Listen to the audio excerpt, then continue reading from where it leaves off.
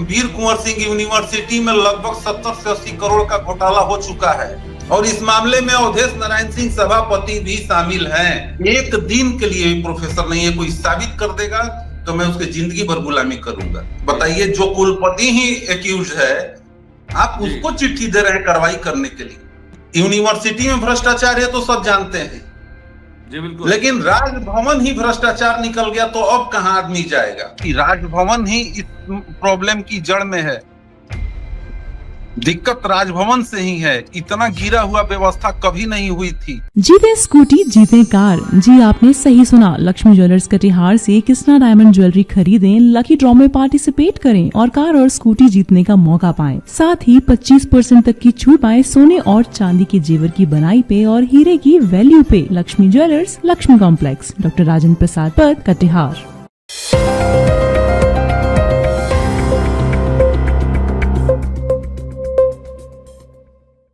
नमस्कार, BMW news Bihar के सभी दर्शकों का एक बार फिर से स्वागत है।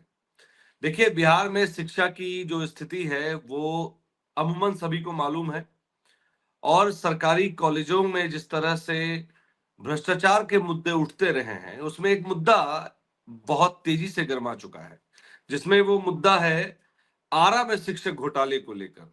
और नाम आ रहा है वीर कुंवर सिंह विश्वविद्यालय के कुलपति पर, जिसमें उनके ऊपर काफी गंभीर आरोप लग रहे हैं। उनका नाम है शैलेंद्र कुमार चतुर्वेदी, जिस पर आरोप है जिन पर कि भ्रष्टाचार को संरक्षण देने का, और भी कई तमाम मामले हैं जिसको हमेशा से उजागर करते रहे हैं। हमारे साथ हमारे गेस्ट मौजूद हैं श्री मनीष कुमार सिंह जी, जो आरटीआई एक्टिविस्ट भी है और साथ में यूनिवर्सिटीज के ऊपर जो आप कह लीजिए यूनिवर्सिटी को लेकर वो तमाम मुद्दों को उठाते रहे हैं। और हमारे साथ मनीष कुमार सिंह जी हैं, उनसे सीधे तौर पे जुड़ते हैं और जानते हैं कि आखिर ये पूरा मामला क्या है, और उन सारे दस्तावेजों पर भी बात करेंगे जो उनके पास मौजूद हैं और जिन साक्ष्य के तहत वो ये आरोप लगा रहे हैं या जो मामला उठाया उन्होंने। आपका बहुत बहुत स्वागत है मनीष जी हमारे इस खास कार्यक्रम में। मनीष जी, सबसे पहला जो सवाल है कि आरा में जिस तरह से शिक्षक घोटाले की बात आ रही है, खास करके वीर कुंवर सिंह विश्वविद्यालय जो है उसको लेकर जो बात आ रही है, उस पर थोड़ा प्रकाश डालें। शुरू करते हैं। वीर कुंवर सिंह विश्वविद्यालय के जो वाइस चांसलर हैं डॉक्टर शैलेंद्र कुमार चतुर्वेदी जी, पहले तो यह आपके चैनल के माध्यम से मैं लोगों को बता देना चाहता हूं कि वो एक दिन के लिए भी प्रोफेसर नहीं है। ऐसे व्यक्ति को कुलपति नहीं है, एक दिन के लिए भी प्रोफेसर नहीं है। कोई साबित कर देगा तो मैं उसके जिंदगी भर गुलामी करूंगा। एक दिन के लिए भी प्रोफेसर नहीं है। इसके नियुक्ति के ऊपर हम लोगों ने पीआईएल किया था, जिसको माननीय उच्च न्यायालय ने खारिज भी कर दिया था। बिल्कुल खारिज भी कर दिया था, जबकि केस को मेरिट के आधार पर देखना चाहिए था, उन्होंने देखा नहीं, खारिज कर दिया। अब किस मैटर में खारिज किया तो इसमें हम जान नहीं पाते हैं, क्योंकि हम लोग एक सोशल एक्टिविस्ट है, अपने पैसे से तो सुप्रीम कोर्ट जाएंगे नहीं। इन लोगों को अब देखिए, इसमें और एक और मुद्दा आपको बता देते हैं जी। नैतिकता की बात होती है अभिषेक भाई, नैतिकता क्या है? सरकार का जो अटॉर्नी जनरल होते हैं वो केस हारते हैं तो क्या सरकार दूसरा वकील खड़ा कर देती है? नहीं करती है। विश्वविद्यालय को राजभवन के द्वारा पैनल मिलता है, एडवोकेट पैनल मिलता है। वो एडवोकेट पैनल से बाहर होकर नरेश दीक्षित को रखते हैं, बड़े वकील हैं, फेमस वकील हैं, और वो पैसा विश्वविद्यालय के खाते से जाता है। जबकि हम लोग यूनिवर्सिटी को बदनाम करने के लिए केस नहीं करते हैं, हम लोग तो कहते हैं कि ये भ्रष्टाचारी हैं, इनके ऊपर कार्रवाई हो इस आधार पर। लेकिन ये लोग पद और पैसे के बल पे अपना मन मुताबिक काम करवा लेते हैं जी। क्या कहा जाए? तो जांच रिपोर्ट में भी तो दस्तावेजों का खुलासा नहीं हो पाया, जो दस्तावेज जो ये कह रहे हैं कि इनसे मांगा गया, ये दे नहीं पाए। देखिए, इनके ऊपर शिक्षा विभाग के द्वारा के पाठक जब अपर मुख्य सचिव थे शिक्षा विभाग के, उस समय इन्होंने अंकेक्षण करवाया था, ऑडिट करवाया था। जी उस ऑडिट रिपोर्ट को आपको मैं दिखाना चाहता हूं। जी उस ऑडिट रिपोर्ट में ये देखिए, देखा जाए, इसमें हाईलाइट जी किया हुआ है कलम से, जी उसको ये जी देखा जाए। इसमें जी स्पष्ट तौर पे लिखा हुआ है कि L1 को टेंडर नहीं दिया गया है, जी, हाईएस्ट बिड को टेंडर दिया गया है। यह स्पष्ट तौर पे जबकि लिखा हुआ टेंडर है। तो तो ये टेंडर की प्रक्रिया में सबसे न्यूनतम देखा जाता है। जी L1 देखा जाता है, जी लेकिन L1 को न देकर, ये हम नहीं कर रहे हैं, ये शिक्षा विभाग का रिपोर्ट कर रहा है, जी L1 को नहीं देकर हाईएस्ट को टेंडर दिया गया। जी और इस मामले को लेकर हम लोगों ने राजभवन को पत्र भी लिखा। अब राजभवन का करतूत को देखिए, राजभवन की जी करतूत बताया जा रहा है। यूनिवर्सिटी में भ्रष्टाचार है तो सब जानते हैं, जी बिल्कुल। लेकिन राजभवन ही भ्रष्टाचार निकल गया तो अब कहां आदमी जाएगा। इस पर मैंने प्रधानमंत्री को भी चिट्ठी लिखा था, राष्ट्रपति को भी चिट्ठी लिखा था। राष्ट्रपति से क्वेरी होकर आया है, देखिए चिट्ठी है राष्ट्रपति का, जी राष्ट्रपति सचिवालय का चिट्ठी है। जी इन्होंने इन्होंने भेज दिया मुख्य सचिव बिहार सरकार को, मुख्य सचिव ने भेज दिया शिक्षा विभाग को, वो ठंडे बस्ता में पड़ा हुआ है। हमने राज्यपाल को, कुलाधिपति को भी दिया था। कुलाधिपति का नंदलाल आर्य, इस समय नए नए अधिकारी आए हुए हैं। नंदलाल आर्य किसको लिख रहे हैं? कुलपति को लिख रहे हैं, वीर कुंवर सिंह विश्वविद्यालय कुलपति को। 27/2/2026 का लेटर है। कुलपति को लिख रहे हैं कि वीर कुंवर सिंह विश्वविद्यालय आरा के परिप्रेक्ष्य में राज्य द्वारा गठित जांच समिति के जांच प्रतिवेदन में अंकित निविदा घोटाले के संलिप्त के विरुद्ध प्राथमिकी दर्ज करने के संबंध में। बताइए, जो कुलपति ही एक्यूज है, आप उसको चिट्ठी दे रहे हैं कार्रवाई करने के लिए, कार्रवाई करने का। हेड ऑफ द यूनिवर्सिटी मतलब कुलाधिपति। आपने चोर को कह दिया कि भाई तुम तिजोरी का ख्याल रखो। बिल्कुल बिल्कुल। तो ये अमूमन मैं ये कितने कह रहा गबन का हूं कि आरोप जो लग रहे हैं, ये गबन के जो आरोप लग रहे हैं मनीष जी, ये कितने के गबन का आरोप? करोड़ों का मामला है, तो कुछ अंक ये राशि आप बता लगभग सकते वीर हैं? कुंवर सिंह यूनिवर्सिटी में, वीर कुंवर सिंह यूनिवर्सिटी में लगभग 70 से 80 करोड़ का घोटाला हो चुका है। बताइए कि बच्चों के भविष्य के साथ जब शिक्षा में घोटाला होगा तो क्या ही बिहार का भविष्य निकलेगा। और तब हमारे जी विगत विगत 3 टर्म से हम लोग देख रहे हैं, फागू चौहान राज्यपाल आए थे। ये फागू चौहान के ही द्वारा नियुक्त किए हुए कुलपति हैं। जी और कैसे नियुक्त हुए हैं? जिनका एक दिन का प्रोफेसर नहीं है, इनका एलपीसी आज तक मांगा गया, एलपीसी दिए हैं। तो एक दिन का प्रोफेसर के ये समय व्यक्ति में नहीं। इस तरह की चीजें नहीं हुई। इसके बाद आरिफ मोहम्मद खान आए। आरिफ मोहम्मद खान जी साहब से हम लोगों ने 2 बार मिला भी, और आरिफ मोहम्मद खान साहब ने बोला था, मैंने आरिफ मोहम्मद खान साहब से ये भी बोला था कि सर इनको एक्सटेंशन मत दीजिएगा। अब बताइए हमको, आप भी मीडिया से हैं जी, कुलपति का टेन्योर होता है 3 साल। 3 साल टेन्योर 3 साल का होता है। एक्ट में कहीं नियम ही नहीं है एक्सटेंशन देने का। उसको एक्सटेंशन देकर भ्रष्टाचार किया जा रहा है, जबकि आपको ज्ञापन दिया गया है कि ये भ्रष्टाचारी है। इसके बावजूद भी एक्सटेंशन दे दिया गया। किसी ने बड़ा अच्छा लिखा है कि लिफाफा में मिला है पैसा। किसी ने कमेंट किया हमें, मैं ही लिखा हूं, के कड़े कड़े नोट कड़ी जो कड़ी नोट है, जी, मैं लिखा हूं उसमें। उस पर से पर्दा उठाइए थोड़ा। वो मैटर है जगजीवन महाविद्यालय डेहरी ऑन सोन रोहतास जी का, जी, जिसमें रोहतास का, सरकार के द्वारा करोड़ों रुपया का सरकारी अनुदान वैसे लोगों को बांट दिया गया जिनकी सेवा ही समाप्त हो चुकी है, और सेवा समाप्त हो चुकी है और अनुदान की राशि बढ़ गई है। अनुदान की राशि बढ़ गई है, हम नहीं कह रहे हैं जी, ये हमारा कथन नहीं है, शिक्षा विभाग का रिपोर्ट कर रहा है। और इस अनुदान भुगतान का टोटल मैटर का अनुमोदन ये वाइस चांसलर चतुर्वेदी ने किया है, और इस मामले में अवधेश नारायण सिंह सभापति भी शामिल हैं। अच्छा, इन पर हम लोगों ने वहां के लगभग जो टॉप चेयर पे जो बैठे हैं उन सब की मिली भगत है। देखिए, नॉर्मल तो यही होता है, जब टॉप चेयर्स मिले रहते हैं तभी जाके इस तरह की घोटाले की बात सामने आती है। वरना टोटल अगर कोई भी टोटल ईमानदार व्यक्ति उस चेयर पे बैठा रहे तो मजाल नहीं है कि नीचे वाला या उसके ऊपर वाला भी भ्रष्टाचार कर ले।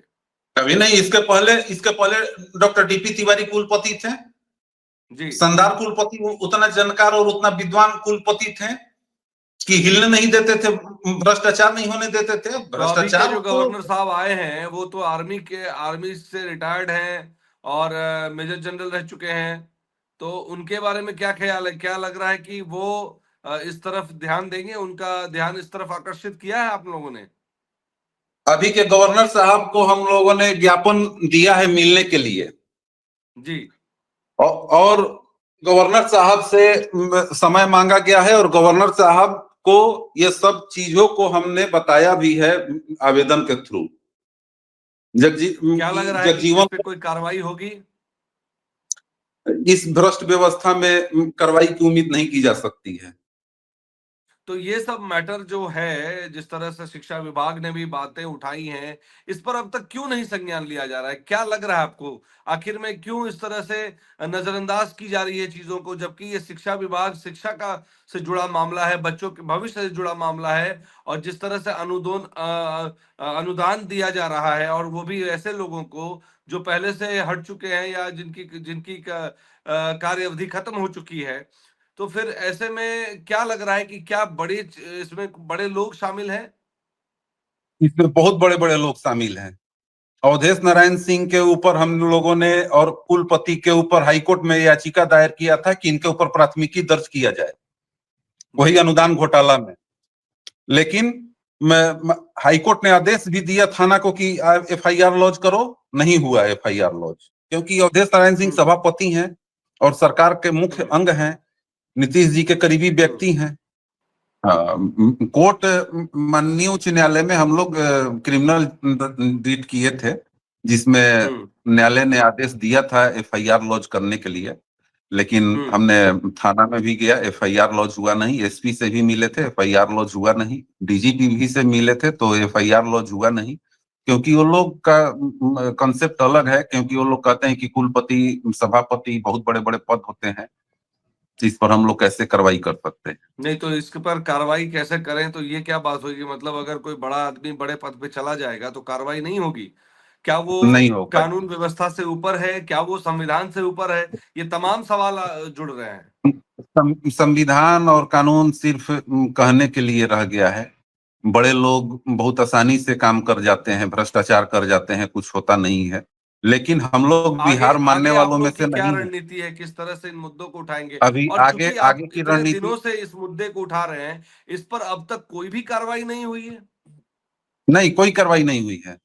वहां जगजीवन महाविद्यालय आश्चर्य की में बात आज है भी, जो जी मुख्यमंत्री जगजीवन कहते हैं कि महाविद्यालय में हमारे शासनकाल में सुशासन है, हम भ्रष्टाचार के विरुद्ध हैं, और यहाँ राजभवन नीतीश कुमार के घर के आसपास है, बहुत ज्यादा दूर भी नहीं है। रोजमर्रा उनकी बैठक होती है, मिलने जाते हैं, और ये मामले चूंकि राजभवन से जुड़ा हुआ है, इस पर कार्रवाई नहीं हो रही है। तो आप समझ सकते हैं कि जो बिहार के जो अन्य कोर्ट कचहरी है, वहां किस तरह से मामले लंबित किए जाते राज होंगे। प्रॉब्लम राजभवन से ही है। प्रॉब्लम राजभवन से ही, राजभवन में जो तो प्रधान राजभवन के सचिव ऊपर रॉबर्ट एल, ये उठ रहा है मामला कि वहां से हाँ, भ्रष्टाचार की राजभवन जड़ें निकल रही हैं। टोटल मामले में राजभवन ही दोषी है।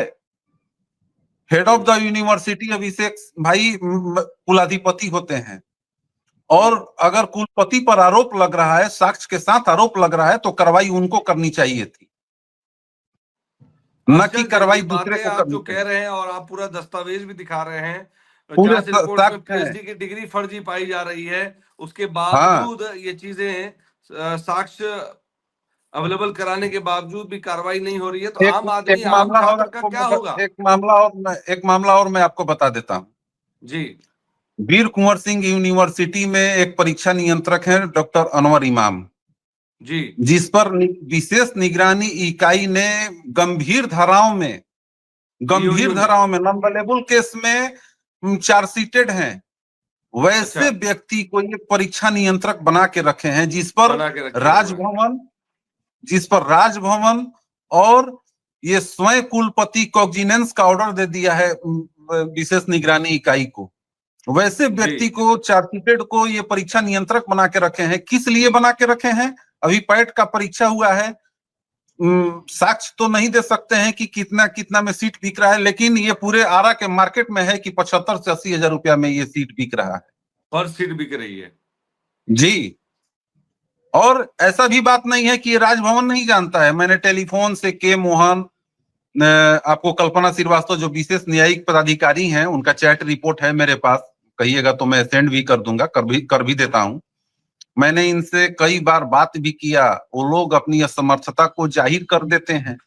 आप समझ सकते हैं कि राजभवन ही इस प्रॉब्लम की जड़ में है, दिक्कत राजभवन से ही है। इतना गिरा हुआ व्यवस्था कभी नहीं हुई थी। विगत 2 टर्म से हम लोग देख रहे हैं, इसके पहले भी राज्यपाल आए थे, एक चिट्ठी निकलती थी तो विश्वविद्यालयों का हालत खराब हो जाता था। अब तो राजभवन की चिट्ठी निकलती है तो एलडीसी कर्मचारी बोलता है क्या छोटो रोज ये लोग का काम है। तो क्या आवेदन देना। अभी वर्तमान में जो अभी गवर्नर आए हैं, इनसे उम्मीद की जा सकती है, क्योंकि ये तो डिफेंस से आए हैं? देखिए, इनके बारे में तो मैं ज्यादा जानता भी नहीं हूं, लेकिन उम्मीद तो करना चाहिए। उम्मीद तो हम लोग पूरे बिहार के 13 करोड़ जनता कर रहे हैं कि कम से कम शिक्षा व्यवस्था को इस तरह से दूषित मत करिए, ऐसे भाई चांसलर को मत बनाइए। आखिरी सवाल मेरा यही रहेगा कि आगे की क्या रणनीति है? आगे की रणनीति है कि 2 PIL हम लोग पटना हाईकोर्ट में कर चुके हैं, और तीसरा अवमानना का केस अगले सप्ताह में हम लोग करने जा रहे हैं, जिसमें सभी लोग शामिल हैं जो थोड़ा उस पे भी थोड़ा प्रकाश डालें। PIL में यही टेंडर घोटाला है, जो वीर कुंवर सिंह विश्वविद्यालय में टेंडर घोटाला किया गया है, और मगध यूनिवर्सिटी में जो टेंडर घोटाला किया गया है, इस पर PIL है। इन लोगों की अवैध नियुक्ति हुई है, इन लोगों का एक्सटेंशन दिया गया है।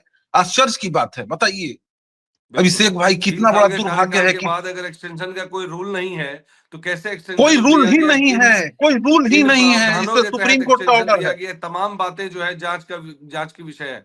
चलिए, बहुत बहुत धन्यवाद मनीष जी आपका। और जी कुछ कह रहे थे मनीष जी? जांच की विषय नहीं है, हमारी मांग है लोक भवन और सरकार के उच्च पदाधिकारियों से और प्रधानमंत्री जी से कि न खाएंगे न खाने देंगे। जो आप बोलते थे उसका ढोल फट चुका है, उसका ढोल फट चुका है। ये तो हमारे साथ जो दर्शक जुड़े हुए हैं उनको मैं बता दूं, हमारे साथ आटिया एक्टिविस्ट और समाज सेवी मनीष कुमार सिंह जी हमारे साथ जुड़े हुए थे, जिन्होंने बताया कि किस तरह से राजभवन से विश्वविद्यालय के भ्रष्टाचार के तार जुड़े हुए हैं। सवाल यह है कि जब कुलाधिपति का 3 साल का टेन्योर होने के बावजूद उसको एक्सटेंशन दिया जाता है, तो कुलपति माफ कीजिएगा, कुलपति का जो टेन्योर होता है उसका जो एक्सटेंशन हुआ, किन प्रावधान के तहत हुआ, किन लोगों के दबाव में हुआ, जब अगर ऐसा नियम नहीं है तो किन नियमों को ताक पे रख के किया गया, साथ ही जब जो आवंटन होता है, पैसों का अनुमोदन जो किया गया उन लोगों के नाम पे किया गया जिनकी कार्यावधि समाप्त हो चुकी है। तो ये तमाम जो गबन के आरोप लग रहे हैं, ये पैसा बिहार सरकार का नहीं, बिहार के छात्रों के उज्जवल भविष्य का पैसा है, जिसको लेकर अभी मनीष जी ने 2 जगह पे PIL भी डाला है। और आगे की जो रणनीति उन्होंने बताई है, अब देखना ये होगा कि नए जो राज्यपाल आए हैं, नए जो गवर्नर साहब आए हैं, उनसे क्या कुछ हो पाता है, क्या वो इस पर कड़ी कार्रवाई करती है, और राजभवन पे जो भ्रष्टाचार के आरोप लग रहे हैं, क्या उन आरोपों से नए गवर्नर साहब राजभवन को निजात दिला पाते हैं। तो आपको बने रहना होगा BMW न्यूज बिहार की तमाम खबरों के साथ। इसी तरह से हम नई खबरें आप तक लाते रहेंगे। और मनीष जी, आपका एक बार फिर से बहुत बहुत धन्यवाद कि जिस तरह से आपने मुद्दे को खुलकर उठाया है। हम आगे भी आपसे जुड़ेंगे और इन मुद्दों पर खुलकर आपसे बात करेंगे, और बिहार के उन छात्रों के भविष्य के साथ अंधेरा नहीं होने देंगे और उनके साथ खिलवाड़ नहीं होने देंगे। आपका एक बार बहुत बहुत धन्यवाद, और हमारे दर्शकों का भी BMW न्यूज बिहार को देखने के लिए बहुत बहुत धन्यवाद। तमसोमा ज्योतिर्गमय गुरुकुल शिक्षा मंदिर संस्थान के साथ बनाए अपना भविष्य। रेगुलर और प्रोफेशनल कोर्सेज, सेकेंडरी और senior secondary courses, law, teachers training courses, pharmacy and nursing के साथ पैरामेडिकल में डायरेक्ट एडमिशन पाए। वेबसाइट विजिट करें या दिए गए नंबर पर कॉल करें। हमारा पता है गुरुकुल शिक्षा मंदिर संस्थान, कल्याण चौक, DS कॉलेज रोड, कटिहार। हमारा वीडियो अगर आपको अच्छा लगा हो तो आप हमारे वीडियो को लाइक करें, शेयर करें और हमारे चैनल को सब्सक्राइब जरूर करें।